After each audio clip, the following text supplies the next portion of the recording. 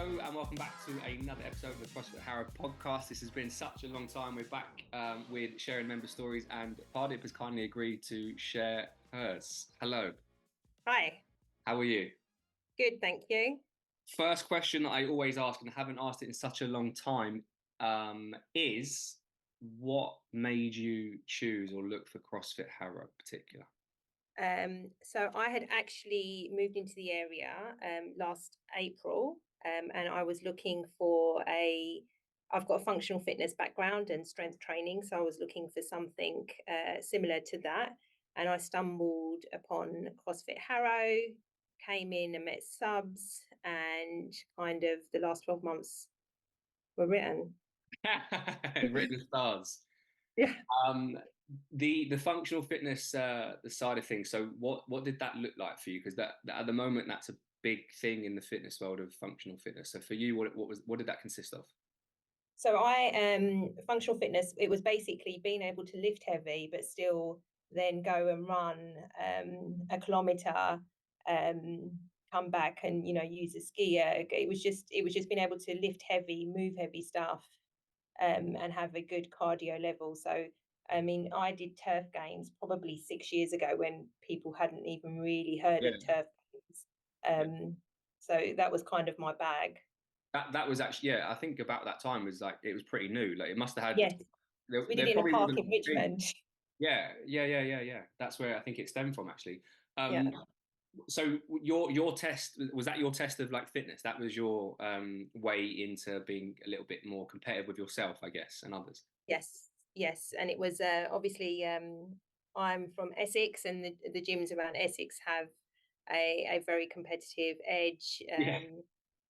People don't really leave their egos at the door. They kind of they follow them in, and there's like a do or die attitude in those gyms. But it was really fun. Which sometimes, to be honest, which sometimes is great though, because it must be so empowering to also be amongst people with the mindset of like, I'm gonna work really hard at this, right? Yeah, it really was. But I'll tell you what I love more, because I mean I've been lifting for over 10 years, and what I loved about these gyms, and especially the first gym I started out at, which was similar setup. It was a warehouse kind of style, and it was just boys and girls, but the girls were always lifting like the boys, and the boys were then trying. There wasn't anything like girls can't lift, or girls must partner with other girls. It was just we can all lift heavy. Let's all muck in.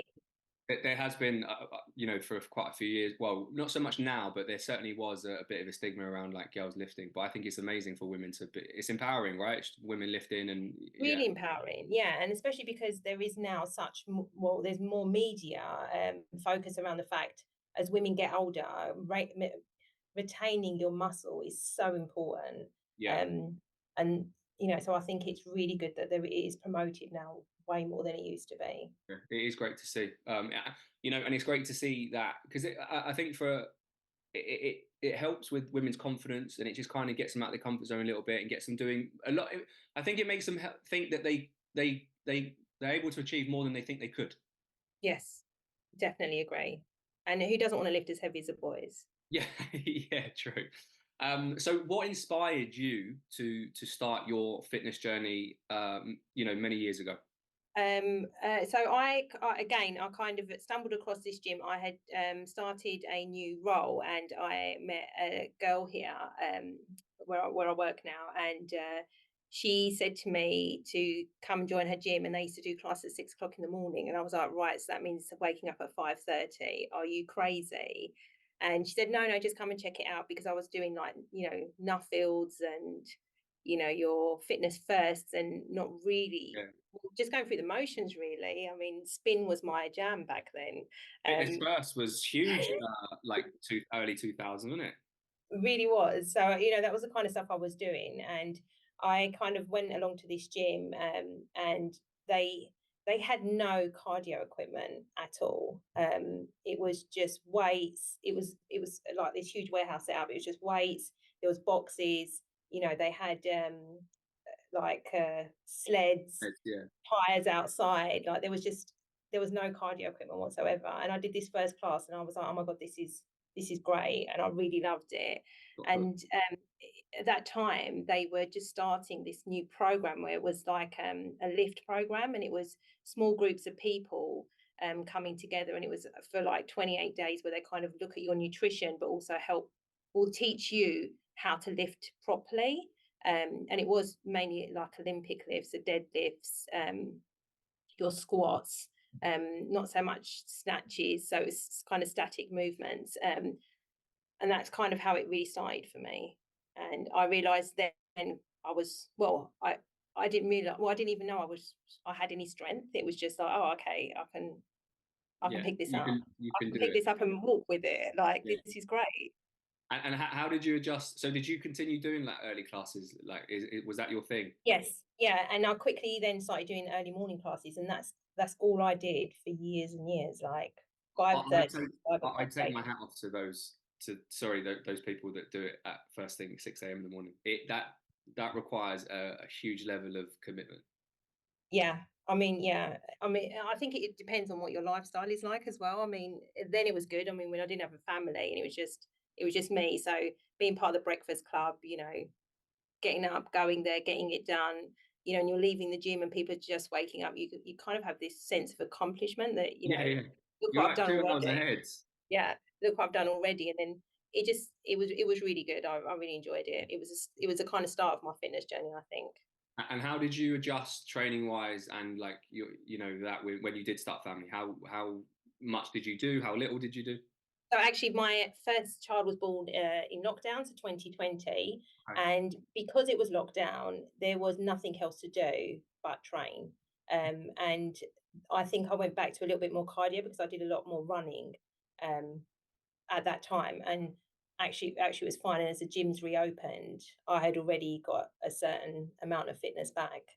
Yeah, because that could be quite a hard adjustment, I would imagine, for a woman to spend all that time, I guess, on you training and then obviously starting a family, and then you've got to now share your time between, you know. Yeah, yeah. I think it's been hard, definitely with two kids, and then juggling going back to work, and trying to fit in gym. And obviously, we moved over the last year, so you just find other things kind of get in the way. But it's still a really important part of my life because um, I have had kids later on in my life, and I am at that stage now where the next big thing to happen, it will be like menopause. And how do I keep my strength up and not let my body kind of go in on itself, really. Yeah, well, I was going to say, like, how do you stay motivated for that? What's your kind of strategy in terms of staying on top of that?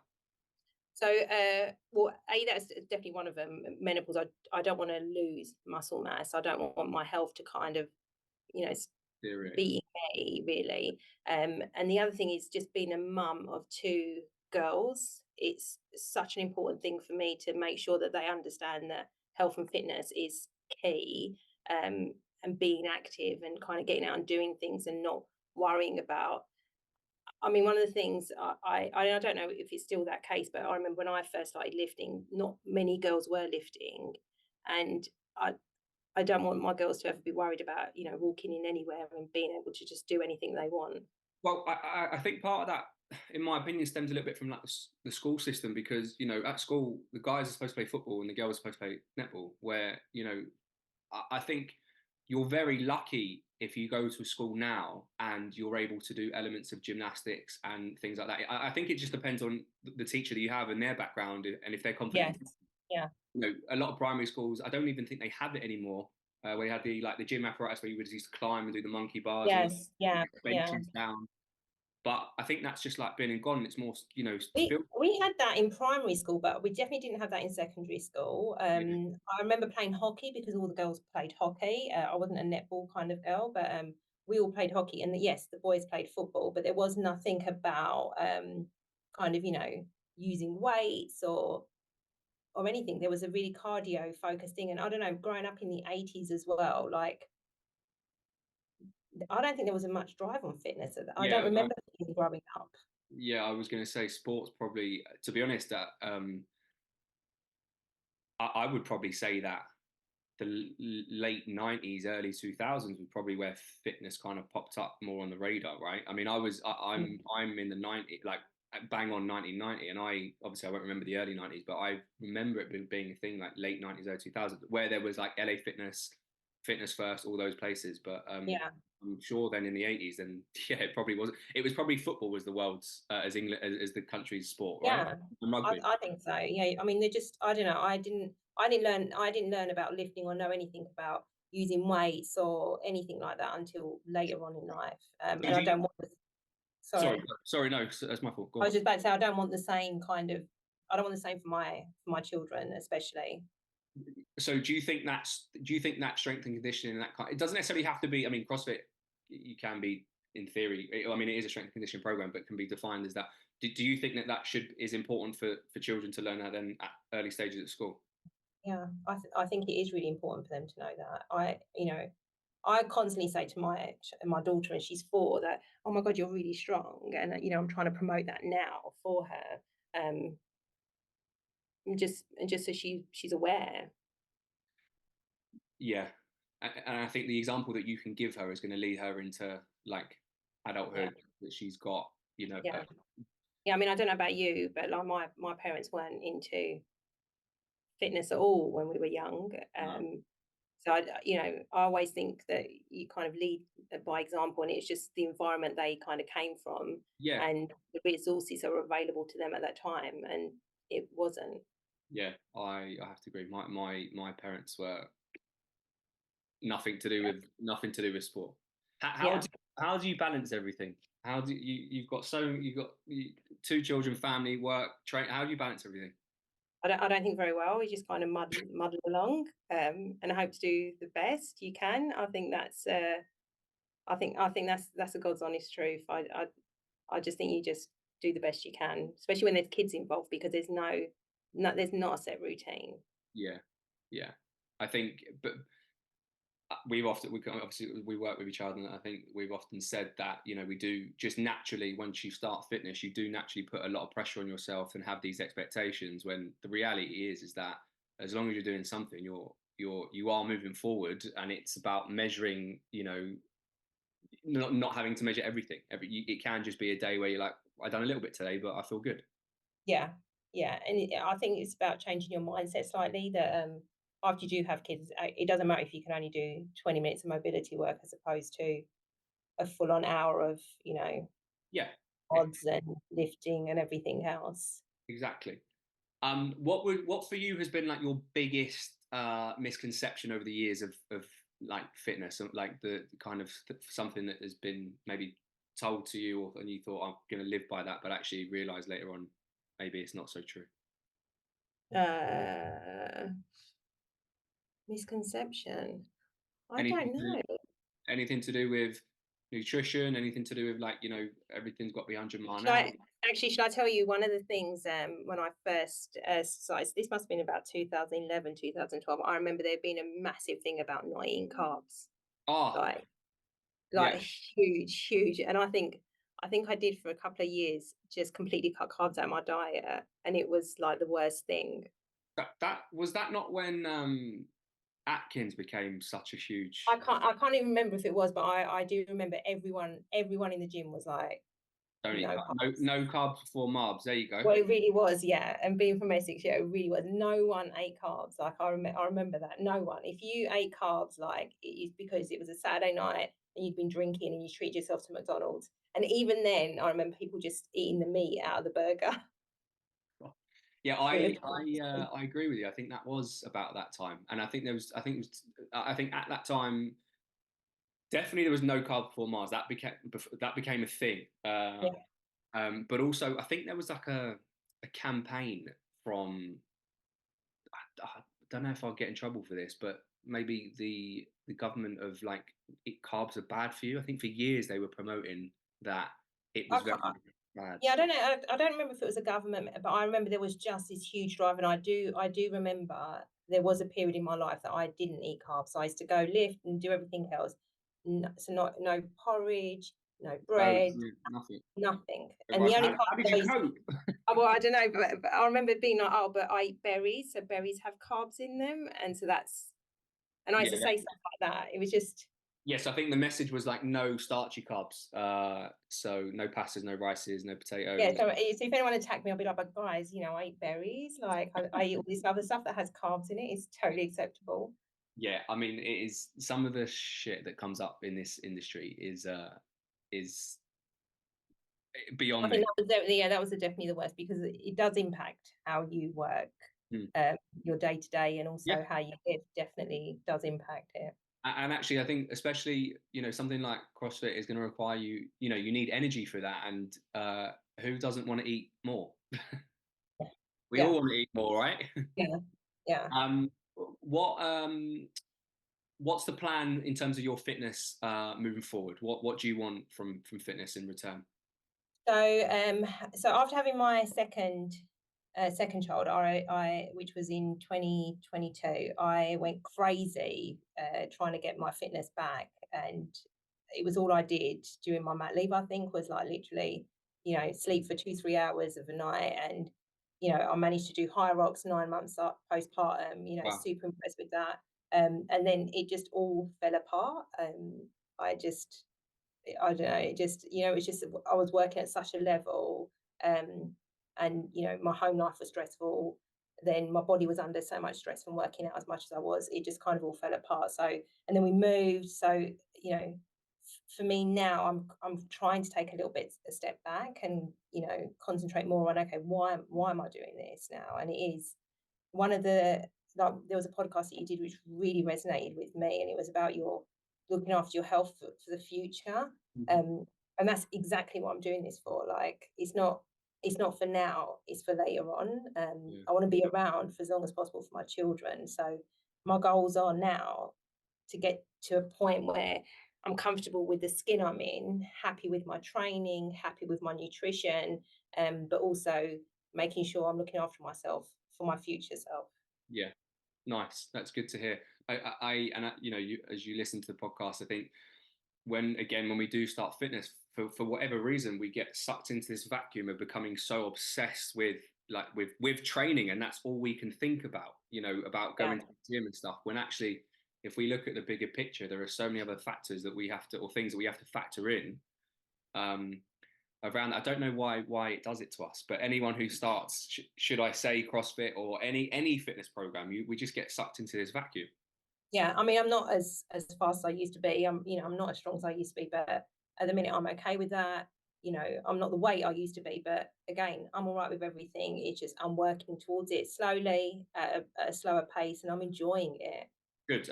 And I think that's the main thing for a lot of people. I think when the mindset changes, doing something for the sake of doing it because there's a goal, or doing something because you actually sense of fulfillment, enjoyment, I think you get a lot in return for that. Yeah, yeah. And also the thing is, I've had fitness goals before, and like I remember, especially the one trying to get fit and strong again for high rocks. After my body was recovering as well from pregnancy, it was so much pressure that I got there, did it, and then it was like, okay, and then Mm. I just went completely the other way. Well, And that was. I want to talk about high rocks as well. But how was that? How was that experience for you? Like, because I often talk to this in the podcast. It's like we build this ourselves towards this goal, and it's good to have goals, right? But then when we get there, there is that kind of come down where we're like, what they're was all really that there. for? There was for me. I mean, I don't know if it happens for everyone, but yeah, I those 9 months were really tough, because high rocks in itself is just, it's It's it's grunt like, work. It's it's hard it work. is it is savage. And I because I've been strong for so long, and I had really done well after my first child to get my strength and my fitness back, that I was like, yeah, I can do this. And I put myself forward for the pros with a female pro division, and it was tough. It was really tough. Like, Yeah. I did not enjoy doing it while I was doing it. It was more that I need to get this done. That was the mindset.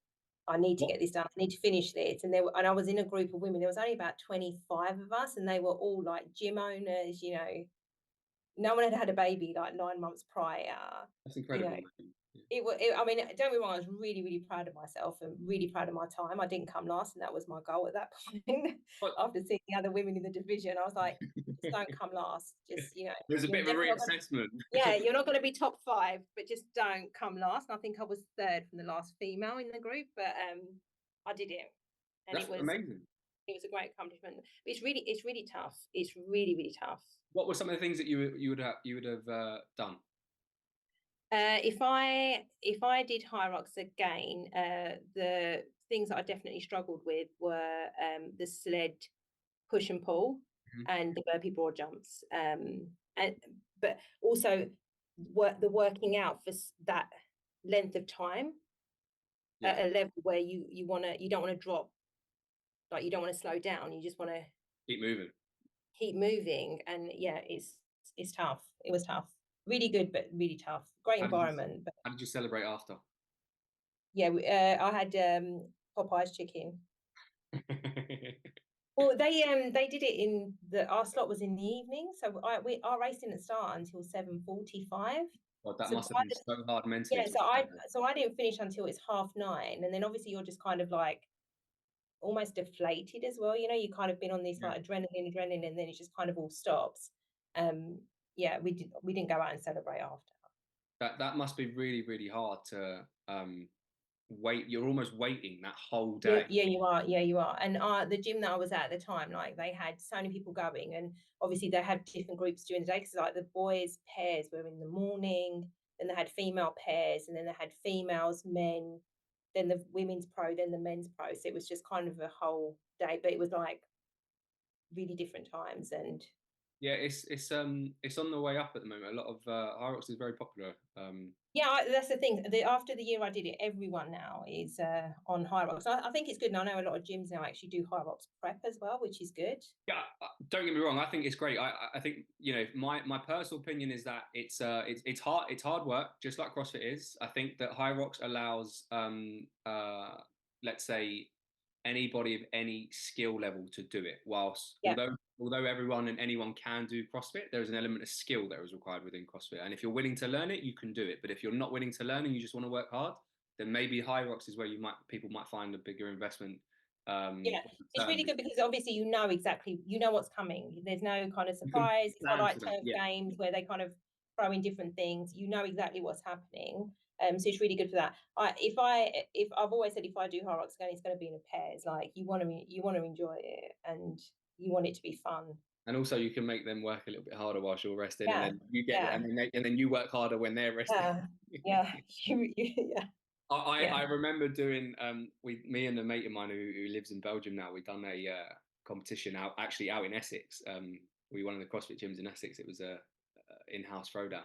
Oh, no, actually, it wasn't an in-house throwdown. It was a competition that they got other people from those boxes, and there was like one particular workout that I was just like, mate, I can't do anymore. Like, you've got to do this because I'm fucked. But no, that is good working in pairs. It is. Yeah, I think that's. I mean, the people I saw who were doing it in pairs, they definitely had more fun than I did. Not that I'm saying. I mean, I know people who did it and they love it and they love that kind of the adrenaline. Trying to beat their time next time. And well done to all of you. Like I'm just not. I'm not there. Yeah, yeah. We're all in our own lanes doing our own little thing, and what's Yeah, going to and I think it's about remembering that. Yeah. yeah, but and what is going to benefit us. And again, I think we all become so obsessed on what other people are doing that we measure our success based on other people. Like, Yeah. it's just it's some people can do it and juggle 15 things at one time. Some people can only do one, and that's fine. But that's why we're all made differently. Yeah. I think we need to remember that. How do you balance knowing, like, your rest days and like with the importance of like listening to your body? And is that something that you've always been good at, or is something that you're working on? Because I know No, definitely not. So I only used to do one Sunday, what used to be my rest day, and that was a day that no walking, no trying to get steps in, nothing like zilch. Um, since having kids, I definitely incorporate more rest days. But one of the things I've started doing since working with you guys at CrossFit Harrow is that those days is when I now put in mobility stuff. So I'm just not not doing anything, just something different, a bit of a slower pace, and hopefully benefit me in my CrossFit journey. And how important is that for you now? It's important because I'm hoping I'll be able to do a snatch at a level which doesn't have. I accuse you for that question because I know the answer. That Um, is the reason I'm doing it, is because there is a goal, and that is to be able to do a snatch without someone saying, "Oh yeah, all right, yeah." because I think that um, I think that people, the guys that are going to listen to this, I think, and to be fair, all of us, we just associate training with, a lot of us do training in terms of 80%, and 20% of us talk about nutrition and whatnot. But actually, that there's that third wheel of the training element or fitness element, which is mobility, right? And but it doesn't get treated like a training session. It's Definitely almost no. it's almost frowned upon, or looks like, oh, I'll kind of do it later on. But if if not you, generally, if we start looking at mobility from a different perspective, we're going to get a bigger return because we're going to be more capable. Yeah, I mean that's exactly what I've never really focused on mobility. This is definitely the first time in my life that I am, and I'm using it for reasons to improve, obviously, in the gym. But Yeah. if it gets me to that, then yes, I will be. I have already incorporated, but I will be Doing keeping it it. going for much longer Yeah. anything else. Than anything else. Yeah. And I'm also helping, obviously, with the mobility stuff. That it's just spending some time and stretching and listening to your body and being like, okay, this is hurting today, or Yeah. I need to kind of spend a little bit more time on this, which I don't think you do normally. Well, I never used to. I just used to kind of just keep training and training and training and training and just Yeah. not So recovering. it unlocks doors. The conversations that I try and have with people is that it will unlock doors for a lot of other things, right? So whether that be that you can now either run faster, or you can do a snatch, or you can do a movement better, or whatnot, or the times get quicker because you can essentially put more force through that range, Yeah, or you've got more range, or whatever.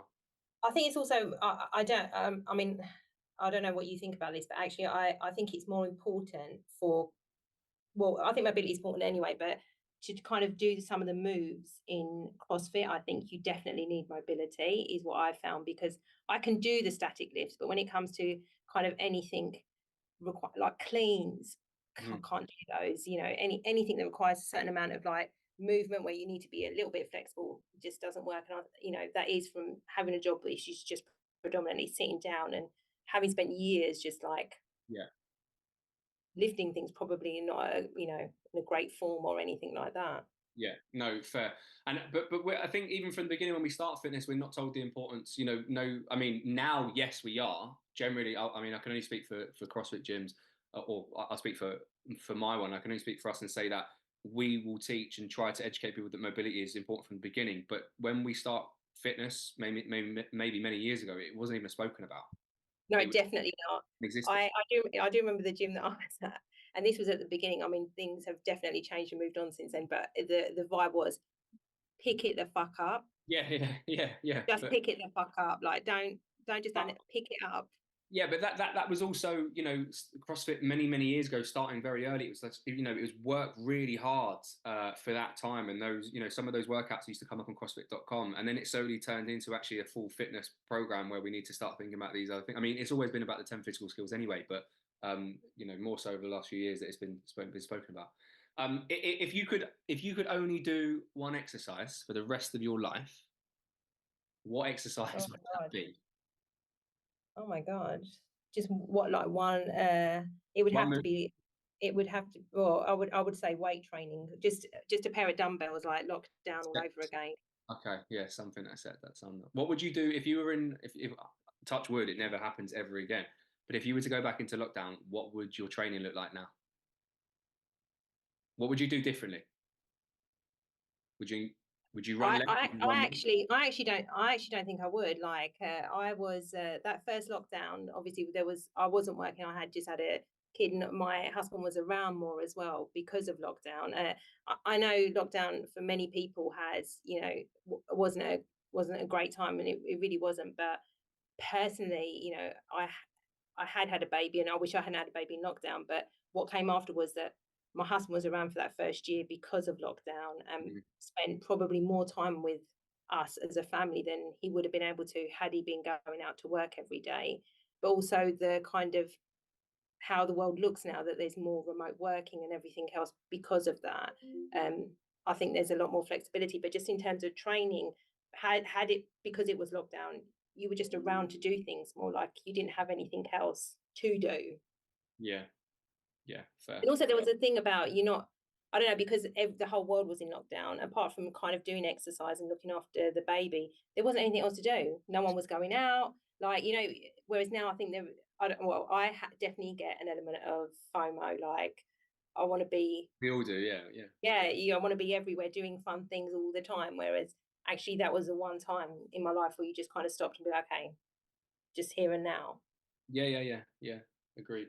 Um, the uh, the the the setup that people had at home was very interesting to watch. That there was massive investment of like weights and stuff. Actually, yeah, I actually remember because I was quite good looking. We were looking at a pair of dumbbells, and you, for love nor money, could not get any dumbbells. And I remember secondhand dumbbells on eBay, which were battered, you know, so they, you know, the handles were completely Yeah, worn off. yeah, They yeah. didn't even have the full black rubber ring around them. And they were charging like 60, £70 for these like pair of dumbbells. Well, so before COVID, should I the dare use a C word again, the different C word, but dumbbells were so 1 kilo would cost you about £2, £2.20. During it went from £1, from 1 kilo costing £2.20. 1 kilo went up to like £4.50, £5. My gosh. So to get a set of dumbbells, just the price was just astronomical, and they've come back down now. We actually rented them out to our. I say rented them out. We had like a little system where some people had kettlebells, some people had dumbbells. We obviously Yeah, take, my gym did that. Yeah.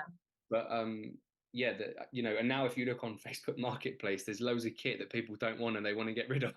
Don't want any more. Yeah, no, it is really true. So now's the time if you want to kind of Yeah, buy some secondhand stuff. stock up on your home gym equipment. Now's the time. We're gonna wrap up in a minute, but the last question I want to ask you is what would you say to anyone looking to start their fitness journey? Not necessarily within CrossFit or CrossFit Harrow, but what would you say to someone who's looking to start their fitness Oh my journey? God, like do it. There's not, you have nothing to lose and everything to gain. As easy as simple as that. I love. It really is. And it doesn't have to be going to a gym. It could just be going for a swim, you know, anything where you're actually just spending some time just on yourself. Like seriously, Yeah, it's good. I like you, how you put that. yeah, you will thank yourself later. Amazing. Pardip, thank you. We are out of time. I could talk to you all day, to be fair. Oh, that was really good. I was slightly nervous when I was like, "Oh my God, what are we going to talk about? No, 40 minutes What will I say?" has flown by very, very quickly. I thank you for your time, and I'm sure that there's going to be loads of people listening to this that are going to enjoy your journey and take away a lot of things from that. So thank you. I hope so. Thank you so much. No problem. We'll see you soon. Thank you, Take Pardip. care. Bye.